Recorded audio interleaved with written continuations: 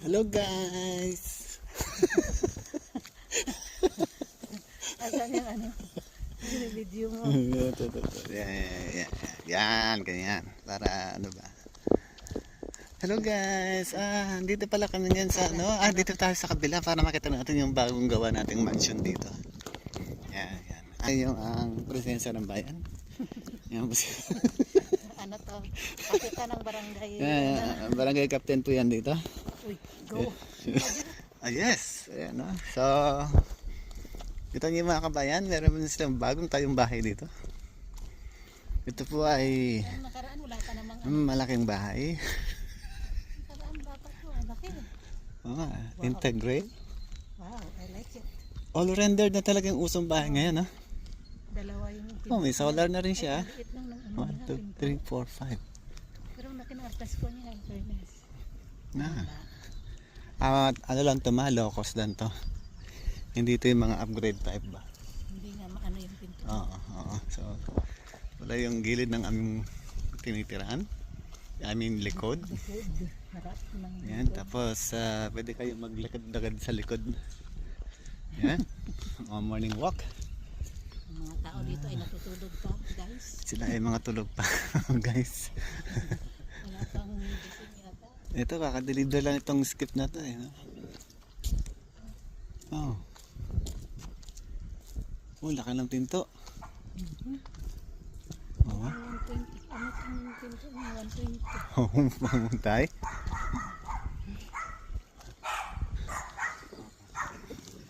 Ay, may. Kapitbahay natin. Ha? Yan yung kapitbahay natin. Sa Saan? tabi ni na Din?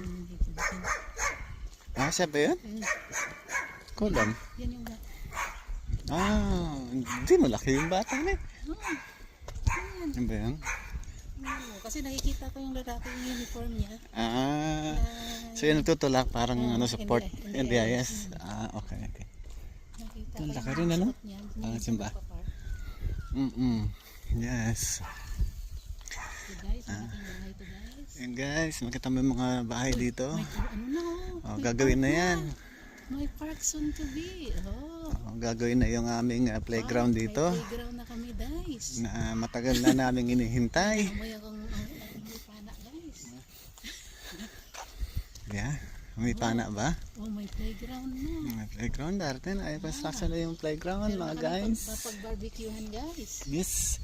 Yung may Dito pa gustong... kami nakatira guys. Dito pa kami nakatira. Ang haba ng driveway ha.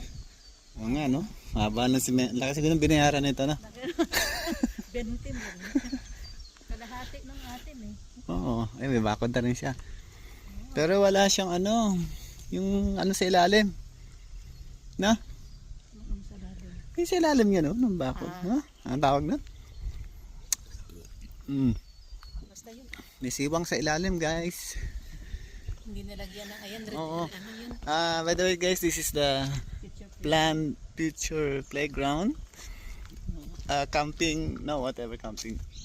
picnic area. Parang picnic area na pwede ka mag-set up nang gusto mong i-set up. Yan. Matagal na itong hinintay guys. Kasabay pala ng poles para isang construction na naman. Hindi ko alam kung sino yung contractor nito guys, pero ito nandito nakasulat pala. Tingnan niya natin. Ano talaga. Yan, kita mo yan guys. Yung kanilang mga bakod. Parang bakod namin. Kami lang hindi sumunod sa covenant na puti ang bakod.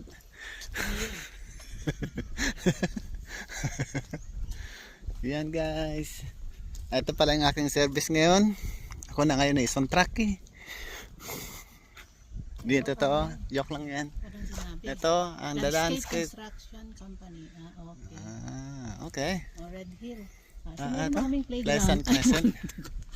Car Hawks.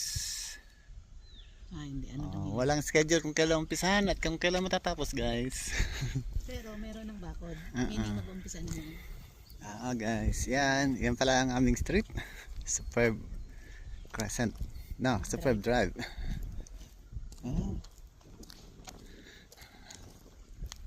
Ayos. Oh, landscape. Hi, man. Good morning. Yan ah, landscape na rin siya guys. Yan.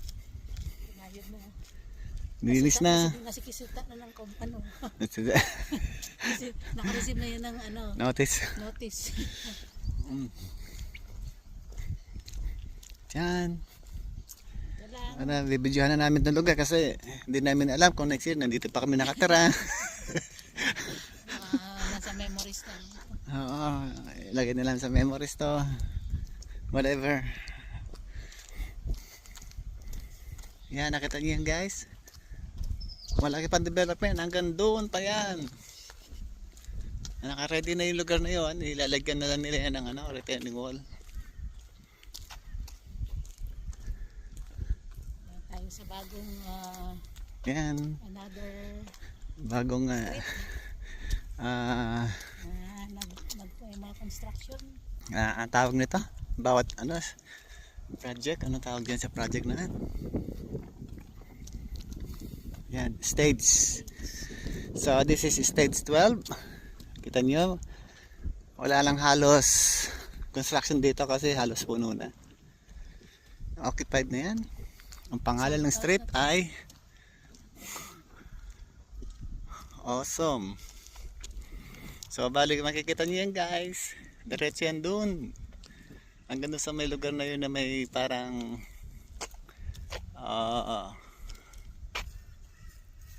parang pinutol. Lalagyan ng ano, ng retaining wall. For another stage. So this is Awesome Drive. Alright guys, so this is newly built. Hindi pa tapos.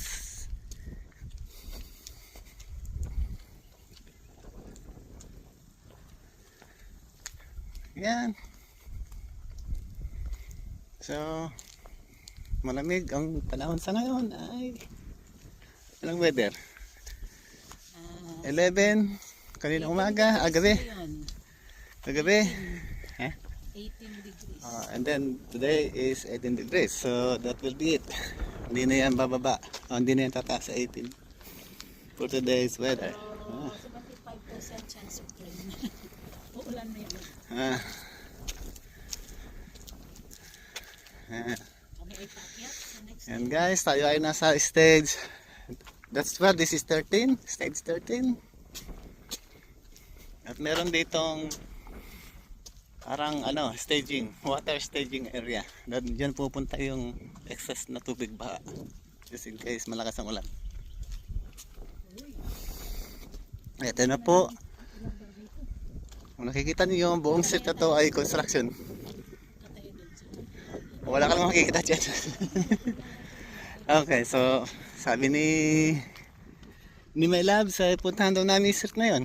Yun ay underdeveloped pa. Ni-develop pa yung kali. So papunta din tayo dyan mamaya. Oh, this is magandang design ng bahay na to guys. Dalawang split. Yung kanyang alfresco ay nasa gitna. Corner siya. Parang yung ano natin, mga bricks natin ganyan, no? O iba yung kulay ng bricks niya doon, no? Mix. No. Hindi yan, ito rendered to. Ayan guys, sarado pa. Ganyan kalala, cladding. Sarado pa dito guys. This will be stage 14. Yan. Yung kina diba? Oo. So, yung likod niya halos wala nang space. Dikit na. Wala na.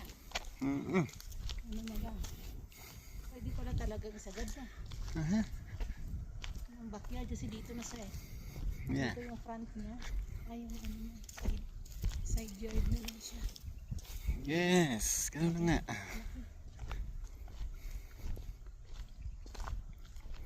Yung gusto Grand Alfresco. Grand Alfresco? Swimming pool siguro yung dito. Yan, so yan ang mga paano nila ginagawa yung bahay dito. Hindi yan kasing tibay ng gawa sa Pilipinas. Pero, Wala namang lindol dito.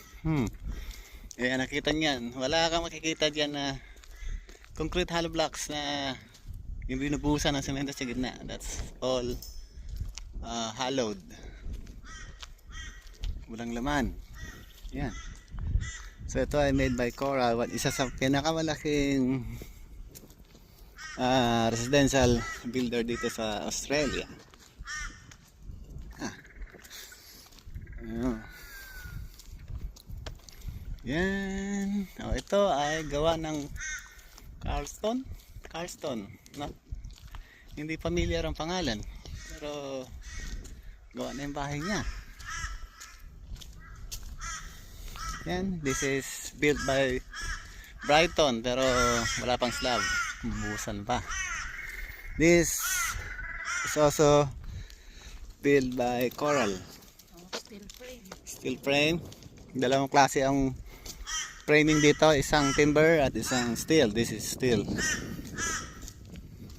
Walang poste. This is 2-story by Metricon. 2-story house. Ang laki niyan, guys. Malaki.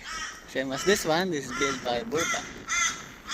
So 2-story house also. And this is built by Emerald.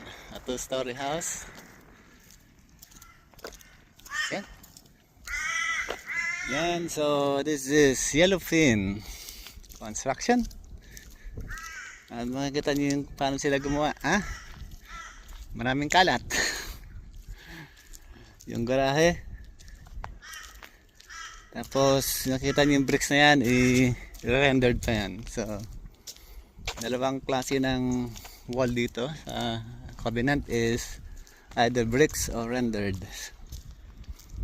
But alam ko ang front dapat rendered di ba? This is Metricon. This is Plantation Homes. Yan, nakita niyo yan, guys. Di-deliver yan. Baka gusto niyo bilhin, bakante. Pero hindi yan for sale. Yan. Metricon. This is built by Metricon. 2-story house. Diyan. And this was built by... Walang nakalagay kung sino ang builder. Yun. Meron. Green Acre. Green Acre? Hindi familiar. This is built na. Gawa na siya na handover na to for sure dahil meron nang nakatira. Another Coral Homes. Another Coral Home. So most of the house built here are made by Coral Home. And ayan, guys, nakita niyo halos buong bahay dito ay under construction. Emerald. This is made by Plantation.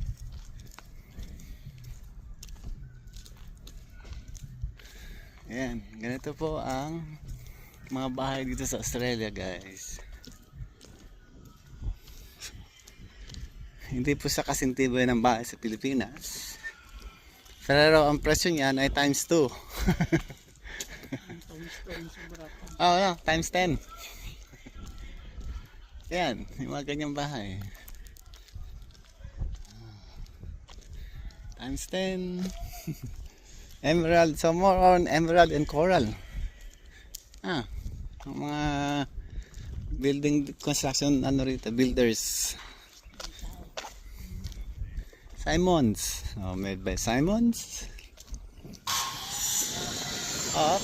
Gumagawa dito. This is emerald. Okay. QCH. Na? This is made by QCH. Metricon. Cabinetry. Na? Emerald. Yan. Tama. Nice doggy. Burbank. Yan po. Another built by Emerald. So mapansin ninyo, most of the houses are built by Coral or Emerald. This is built by Bold. Ay, bus ko dito. Babalik yung bus. Babalik yung bus. Ay, yung bus. Yung van. Van niya. Yan. May-ari yun siguro. Yan baka yung sa dulo yun. Yeah. Sa pumunta eh. Yes. Hindi, baka pumasya lang doon. Okay lang yung lumiko. Kasi may harapan sa lumiko dito. Yeah. Yeah. Made by Plantation. Oh na. Oh lang.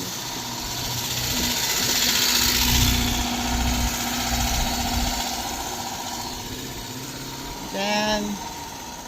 At tayo ay malapit na dumating sa dulo ng street na to o stage.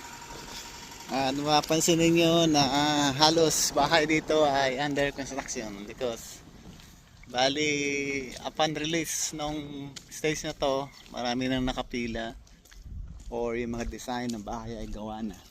So after ma-release ang council approval, sabay-sabay na dumating yung mga contractor, builder para mag-proceed na sa construction ng bahay. Yan. So another corral.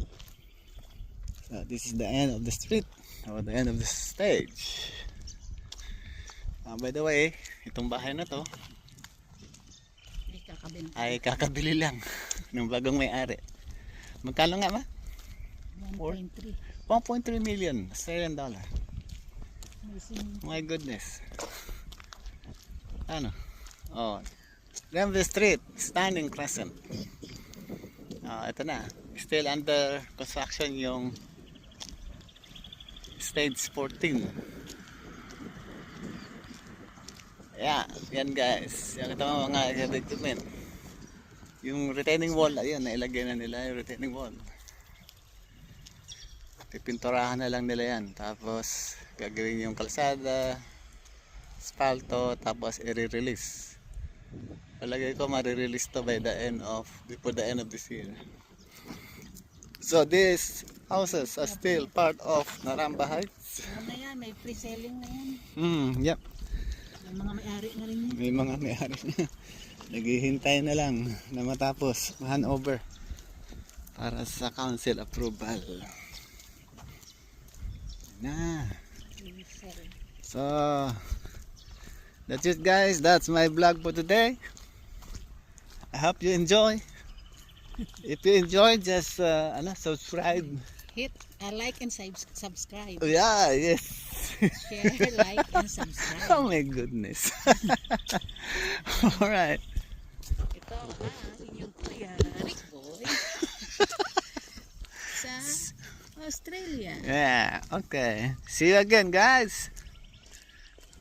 Bye.